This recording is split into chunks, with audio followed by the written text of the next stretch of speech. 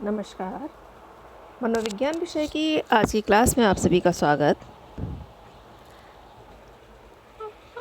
आज का टॉपिक है चिंता विकृतियों का ही पार्ट सेकेंड, एंग्जाइटी डिसऑर्डर का पार्ट सेकेंड, जिसमें हम बात करेंगे फोबियाज की या दुर्भीति की। चिंता विकृतियों के विषय में पिछले वीडियो में बात करते हुए मैंने आपको चिंता विकृति के अर्थ, लक्षण, कारण एवं उपचार के संबंध में बातचीत की थी। यहाँ मैं फिर से थोड़ा सा चिंता विकृति के अर्थ को समझाते हुए उसे कितने भागों में विभक्त किया गया है, यहाँ से शुरू करते हुए आपको फोबिया के विषय में बताऊंगी। चिंता विकृति का क्या अर्थ है? चिंता विकृति से तात्पर्य वैसी विकृति से होता है जिसमें क्लाइंट या रोगी में अवास्तविक चिंता एवं अतार्किक डर की मात्रा इतनी अधिक होती है कि जिससे उसका सामान्य जिंदगी का व्यवहार अनुकूलित हो जाता है तथा इसमें व्यक्ति अपनी चिंता की अभिव्यक्ति बिल्कुल स्पष्ट ढंग से करता है।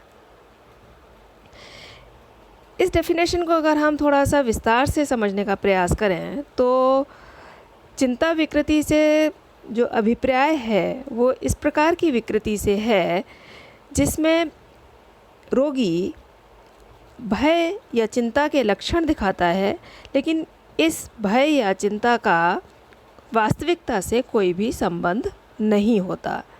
ये अवास्तविक चिंता होती है। अवास्तविक से तात्पर्य है कि इसका कारण कोई भी दिखाई नहीं देता।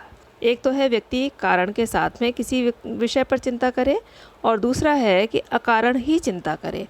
तो यहाँ चिंता और भय की स्थिति दिखाई देती है, लेकिन वो उसका वास्तविकता से संबंध नहीं होता, तार्किकता से कोई संबंध नहीं होता।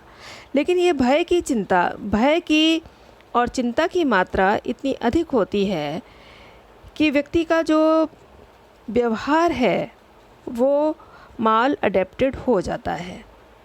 उसका जो एडजस्टमेंट है वो बिगड़ने लगता है।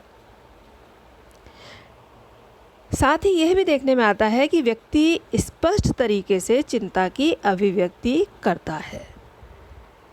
तो तीन चीज़ें हो गई इसमें।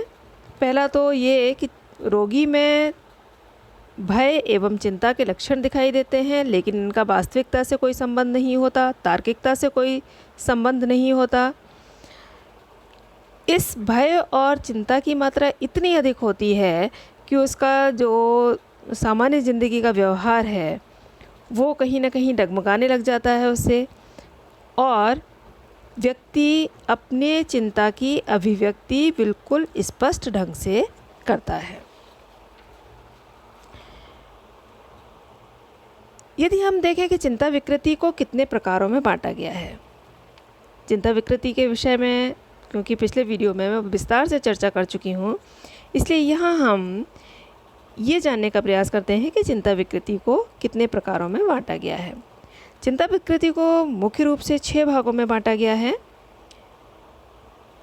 DSM-4 TR के क्लासिफिकेशन के अनुसार, क्योंकि अभी हम बात जो कर रहे हैं DSM-5 की ही बात कर रहे हैं, तो DSM-5 के जो क्लासिफिकेशन है, वर्गीकरण है, उसके आधार पर चिंता विकृति को मुख्य रूप से 4 भागों में बांटा जा सकता है, 6 भागों में बांटा जा सकता है। पहला भाग है दुर्भीति या फोबिया, जिसकी हम आज चर्चा करेंगे।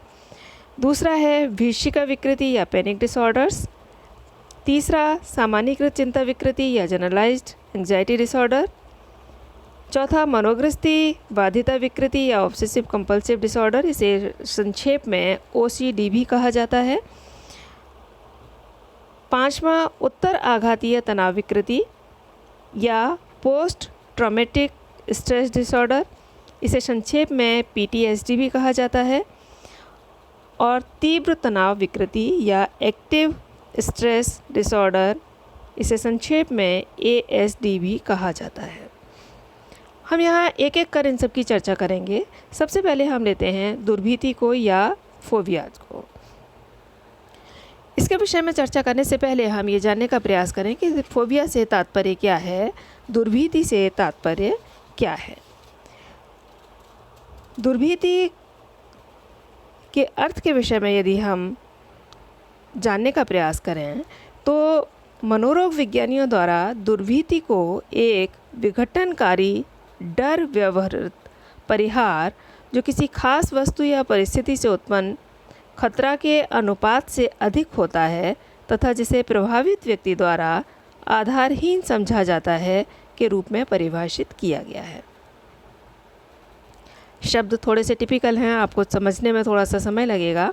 मनोरोग विज्ञानियों ने दुर्भीति मीन्स फोबिया को एक विघटनकारी मीन्स एक तरह से माल अडेप्टेड, डर व्यवहत परिहार, डर से उत्पन्न एक परिहार मीन्स बचाव की स्थिति जो किसी खास वस्तु या परिस्थिति से उत्पन्न खतरा के अनुपात में से अधिक होती है। कोई ऐसी परिस्थिति, सपोज कोई गड्ढा है, उसको देख कर के हमें भय लग सकता है यदि वो ज़्यादा अधिक गहरा है। लेकिन अगर गड्ढा इतना गहरा नहीं है जिसे हम आसानी से पार कर सकते हैं, लेकिन उसको देखते हुए ही या पानी से भरे हुए तालाब को देखते हुए ही हम दूर होते हुए भी चिल्लाना शुरू कर दें, तो इस तरह की परिस्थिति को हम क्या कह सकते हैं कि खतरा वहाँ इतना ज़्यादा नहीं है क्योंकि हम किनारे पर नहीं हैं, उसमें अंदर नहीं गए हैं, अंदर पानी बहुत ज़्यादा गहरा नहीं है और ऐसी कोई भी परिस्थिति नहीं है, लेकिन फिर भी हम भय के वजह से बहुत ज़्यादा परेशान हैं। तो ऐसी स्थिति में खतरा जितना है उससे कहीं ज़्यादा हम खतरे का अनुमान लगा रहे हैं। तो व्यक्ति क्या करता है, इस तरह के जो दुर्भीति से या फोबिया से पीड़ित व्यक्ति हैं, वो इस तरह के खतरों के प्रति उसका जो अनुपात है कि कितना बड़ा खतरा है, उससे कहीं अधिक ज़्यादा चिंता प्रदर्शित करते हैं और ये चिंता एक तरह से आधारहीन चिंता के रूप में समझी जा सकती है। तो यदि व्यक्ति इस तरह के व्यवहार को प्रदर्शित करता है तो ये एक दुर्भीति का लक्षण हो सकता है या फोबिया का लक्षण हो सकता है। साथ ही दुर्भीति में व्यक्ति या रोगी किसी ऐसी वस्तु या परिस्थिति से असंतुलित मात्रा में डरता है जिससे वास्तव में कोई खतरा नहीं होता। जैसे फॉर एग्जांपल वो किसी कीड़े को देख करके चीखना चिल्लाना शुरू कर सकता है, लेकिन कोई भी कीड़ा अगर कोई छोटा मोटा दिखाई दे रहा है, जैसे सपोज कॉकरोच दिखाई दे रहा है, तो कॉकरोच इतना खतरनाक जीव नहीं है कि जिसे देख करके कोई व्यक्ति एकदम चीखना चिल्लाना शुरू कर दे। या कहीं घर में छिपकली दिखाई दे रही है तो ये इतना जहरीला प्राणी नहीं है कि जिसकी वजह से हम चीखना चिल्लाना शुरू करें या भय के लक्षण हमारे अंदर बहुत ज़्यादा उत्पन्न हो जाएं। तो कहते हैं दुर्भीति में व्यक्ति या रोगी किसी ऐसी वस्तु या परिस्थिति से असंतुलित मात्रा में डरता है जिससे वास्तव में कोई खतरा नहीं होता। उसका डर इतना अधिक होता है कि उससे उसका सामान्य जीवन का व्यवहार अपनुकूलित होता है। दुर्भीति में पाया गया डर दिन प्रतिदिन के जीवन में पाए गए सामान्य डर से भिन्न है। हम किसी चीज़ से जो सामान्य रूप से भयभीत होते हैं, डरते हैं, उससे कहीं ये जो डर है, ये जो भय है, ये भिन्न है। तो इस रूप में अगर देखें तो ये कहा जा सकता है कि प्राणी में जो भय के लक्षण दिखाई देते हैं, वो भय के लक्षण जो किसी भी परिस्थिति की भयावहता है उससे कहीं बहुत अधिक मात्रा में देखने में आते हैं। अब इसके लक्षण क्या हैं या इसकी नैदानिक विशेषताएं हैं क्या हैं, क्लिनिकल फीचर्स क्या हैं, जैसा कि परिभाषा में बताया गया, जैसा कि मैंने अभी आपको डिस्कस किया। पहले इसकी विशेषता है किसी विशिष्ट परिस्थिति या वस्तु से भय। रोगी या फोबिया से ग्रस्त व्यक्ति किसी विशेष परिस्थिति या वस्तु से भयभीत होता है। जैसा कि मैंने अभी एग्जाम्पल दिया कि पानी से भरे हुए तालाब को देखते ही भयभीत होना, या किसी छोटे से कीड़े को देख करके भयभीत होना। तो कोई परिस्थिति हो सकती है या कोई वस्तु हो सकती है और उससे भय के लक्षण व्यक्ति में दिखाई देते हैं। दूसरी इसकी विशेषता है भय वास्तविक खतरा के अनुपात से अधिक होता है। इस भय की जो तीव्रता है वो वास्तविक रूप से जितना व्यक्ति को खतरा होता है उसके अनुपात में बहुत अधिक होती है।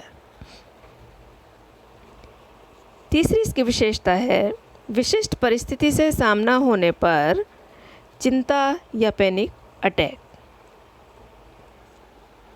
जिस परिस्थिति से या वस्तु से व्यक्ति को डर लगता है वैसी परिस्थिति उत्पन्न होने पर व्यक्ति में बहुत अधिक चिंता के लक्षण दिखाई देंगे या उसे पैनिक अटैक भी हो सकता है। मीन्स वो मूर्छित हो सकता है, उसकी हार्ट बीट बहुत तेज़ हो सकती है, उसकी पल्स बहुत हाई हो सकती है। इस तरह के लक्षण उसमें देखने में आ सकते हैं। भय अत्यधिक एवं अवास्तविक होता है। ये जो भय के लक्षण दिखाई दे रहे हैं ये जो परिस्थिति है उसकी तुलना में बहुत अधिक होते हैं और इसकी मात्रा बहुत अधिक होती है और ये अवास्तविक होते हैं। वास्तविकता से इसका कोई संबंध देखने में नहीं आता। व्यक्ति भयपूर्ण परिस्थिति से दूर रहना पसंद करता है। व्यक्ति की कोशिश ये होती है कि उस जो भय उत्पन्न करने वाली परिस्थिति है व्यक्ति उससे दूर रहे। वो कहते हैं कि ये ऊपर दिए हुए लक्षण यदि किसी विशेष रोग से उत्पन्न न हुए हों तो इन्हें हम फोबिया के लक्षण कह सकते हैं। किसी विशेष बीमारी से अगर ये लक्षण उत्पन्न हुए हैं तब तो ये उस बीमारी से संबंधित हो सकते हैं, अन्यथा निश्चित तौर पर अगर ये किसी बीमारी के लक्षण नहीं हैं तो ये फोबिया से संबंधित लक्षण हो सकते हैं। अब फोबिया के कितने प्रकार हैं? फोबिया को अनेक प्रकारों में बांटा गया है और इसे समझने के लिए एक लंबी लिस्ट है कि किस तरह की परिस्थिति से भय को क्या विशेष नाम दिया गया है। लेकिन फिर भी यहाँ अगर हम देखें तो फोबिया को विशेष रूप से 3 भागों में बांटा गया है। पहला है स्पेसिफिक फोबिया या विशिष्ट दुर्भीति, दूसरा अगोराफोबिया या अगोरा दुर्भीति और तीसरा सोशल फोबिया या सामाजिक दुर्भीति। एक एक करके हम इनका वर्णन करेंगे। सबसे पहले हम लेते हैं विशिष्ट दुर्भीति को। विशिष्ट दुर्भीति के विषय में अगर हम सबसे पहले ये जानें कि विशिष्ट दुर्भीति है क्या। विशिष्ट दुर्भीति एक ऐसा असंगत डर है जो विशिष्ट वस्तु या परिस्थिति की उपस्थिति या उसके अनुमान मात्र से उत्पन्न होता है। ये क्या है? ये वैसी स्थिति है, वैसा डर है, भय है जो वास्तविकता से संबंधित नहीं है और जिस परिस्थिति से ये भय उत्पन्न होता है या जिस वस्तु से ये भय उत्पन्न होता है उसका विचार मात्र आने से, उसका अनुमान मात्र होने से ही व्यक्ति में उसके लक्षण स्पष्ट रूप से दिखाई देने लगते हैं। विशिष्ट दुर्भीति को मुख्य रूप से 4 भागों में बांटा गया है। यहाँ हम एक एक करके उनका वर्णन करते हैं। पहला है पशु दुर्भीति या एनिमल फोबिया। इसमें रोगी विशेष तरह के पशु से कुछ कारणों से डरने लगता है। पशु दुर्भीति अधिकतर महिलाओं में पाई जाती है। इसका प्रारंभ की अवस्था अगर क्या है ये हम जानने का प्रयास करें तो ये देखने में आता है कि ये बाल्यावस्था से ही इसके लक्षण दिखाई देते हैं और साथ ही ये भी देखने में आता है कि इसके लक्षण महिलाओं में पुरुषों की तुलना में अधिक देखने में आते हैं। यहाँ देखिए आप आकृतियाँ बनी हुई हैं कुछ। यहाँ आप नीचे की आकृति में देखें तो ये इस तरह की जो जानवरों की आकृतियाँ हैं, इस तरह की आकृतियों से भी व्यक्ति को भय लगने लग जाता है। इस तरह की आकृति उसे कोई दिखाई देती है तो किसी भी तरह की पशु आकृति उसको दिखाई देती है तो व्यक्ति उससे भयभीत होने लग जाता है। तो पहला है पशु दुर्भीति। पशु दुर्भीति के प्रमुख प्रकार जो हैं वो बहुत सारे हैं। उनमें से कुछ यहाँ मैं बताती हूँ उनको उदाहरण के तौर पर। जैसे कुत्ते से डर, कि कुत्ते को देखते ही व्यक्ति डरने लग जाए तो उसको साइनोफोबिया कहेंगे। कीड़े मकोड़ों से अगर व्यक्ति को डर लग रहा है, इंसेक्ट से डर लग रहा है, तो उसे इंसेक्टोफोबिया कहा जाता है। और यदि व्यक्ति सांप से डर रहा है तो ओफिडियोफोबिया उसे कहा जा सकता है। विभिन्न प्रकार के फोबिया को विभिन्न नाम दिए गए हैं, जैसा कि मैंने अभी आपको बताया कि कुत्ते से डर को साइनोफोबिया कह सकते हैं, कीड़े मकोड़ों से डर को आप इंसेक्टोफोबिया कह सकते हैं और सांप से डर को ओफिडियोफोबिया कह सकते हैं। तो ये था पशु दुर्भीति। दूसरा है अजीवित वस्तु से उत्पन्न दुर्भीति। उस वस्तु को देख करके भय उत्पन्न होना जो जीवित नहीं है। यहाँ पशु, कीड़े मकोड़े ये सब क्या हैं? ये सब जीवित प्राणी हैं। लेकिन जिन जो जीवित नहीं हैं, अजीवित हैं, उनसे भी यदि व्यक्ति डरता है तो उसे कहा जाता है अजीवित वस्तु से उत्पन्न दुर्भीति। ये क्या है?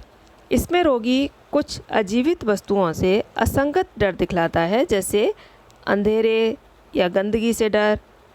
महिला एवं पुरुषों में ये समान रूप से पाया जाता है। तो इसके बहुत सारे कारण हो सकते हैं, बहुत सारे प्रकार हो सकते हैं, जिसमें कि व्यक्ति किसी परिस्थिति विशेष से डरने लग जाता है। यहाँ आप एक चित्र बना हुआ देख रहे हैं। ये व्यक्ति छत पर खड़ा हुआ है और क्योंकि छत ऊंची होती है तो उसकी ऊंचाई की वजह से इसे भय लग रहा है। तो ऊंचाई से डर, इसको उन्होंने नाम दिया है एक्रोफोबिया। अंधेरे से डर को नेक्टोफोबिया। तो इस तरह से ऊंचाई से डर लग सकता है व्यक्ति को, अंधेरे से डर लग सकता है, आग से डर लग सकता है, उसे आप पायरोफोबिया कहेंगे। कोई बंद कमरा है या बंद जगह है, उससे व्यक्ति भयभीत हो सकता है। जैसे ही ऐसे स्थान पर व्यक्ति को ले जाया जाता है या व्यक्ति पहुंच जाता है तो उसको देखते के साथ ही उसमें भय के लक्षण उत्पन्न हो जाते हैं। इस तरह के भय को क्लस्ट्रोफोबिया कहा जा सकता है। तो पहला पशु दुर्भीति, दूसरा अजीवित वस्तु से उत्पन्न दुर्भीति, तीसरा है बीमारी एवं चोट से संबद्ध दुर्भीति। चोट, बीमारी, जख्म से संबद्ध असंगत डर को बीमारी एवं चोट से संबद्ध दुर्भीति कहा जाता है। ये परिस्थिति क्रिएट होने पर डर के कारण सीने में या पेट में दर्द जैसे शारीरिक लक्षण उत्पन्न होने लग जाते हैं, जिससे रोगी समझता है कि अब उसमें अमुक रोग उत्पन्न हो जाएगा। इस तरह के फोबिया को नोसोफोबिया कहा जाता है। जैसा कि स्पष्ट है कि इस प्रकार के फोबिया की स्थिति में व्यक्ति को चोट, बीमारी, जख्म जैसी चीज़ों से असंगत डर लगता है और ये डर की मात्रा इतनी अधिक बढ़ जाती है कि उसमें उसके शारीरिक सिम्टम्स जैसे सीने में या पेट में दर्द और अन्य शारीरिक लक्षण भी उत्पन्न होने लग जाते हैं, जैसे किसी पर्टिकुलर पार्ट में बॉडी के बहुत अधिक तीव्र दर्द होना। तो इसका कारण क्या है? इसका कारण केवल भय है। वास्तविक रूप में कोई चोट, बीमारी या जख्म नहीं है। तो इस तरह के फोबिया को नाम दिया गया है नोसोफोबिया। इसका एग्जाम्पल लें तो इसके एग्जाम्पल में कहा जा सकता है मृत्यु से डर।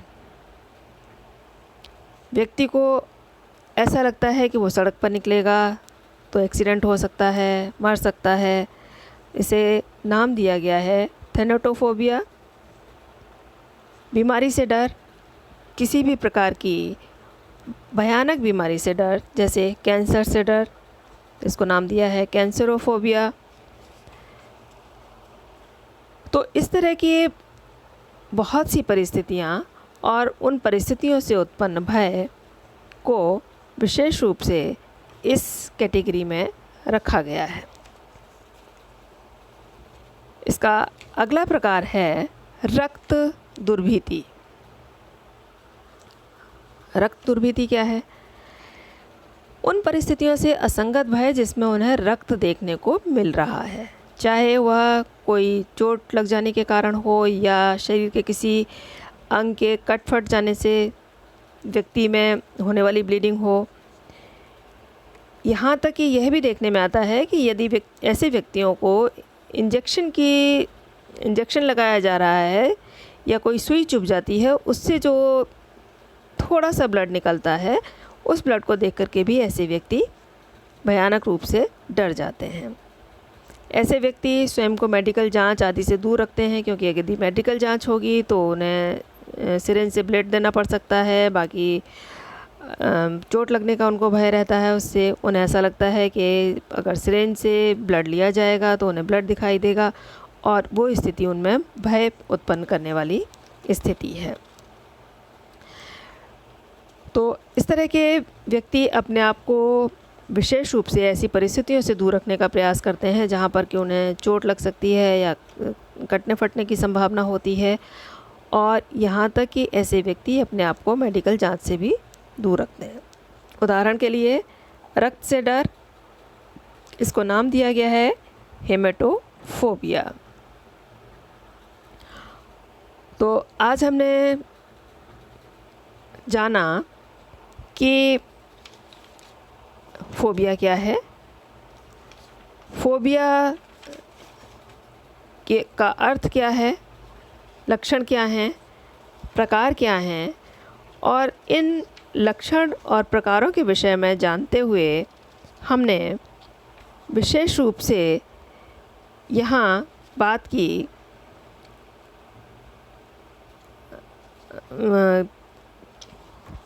विशिष्ट दुर्भीति की और विशिष्ट दुर्भीति के प्रकारों की। अगोराफोबिया एंड सोशल फोबिया के विषय में अगले वीडियो में चर्चा की जाएगी। Thank you.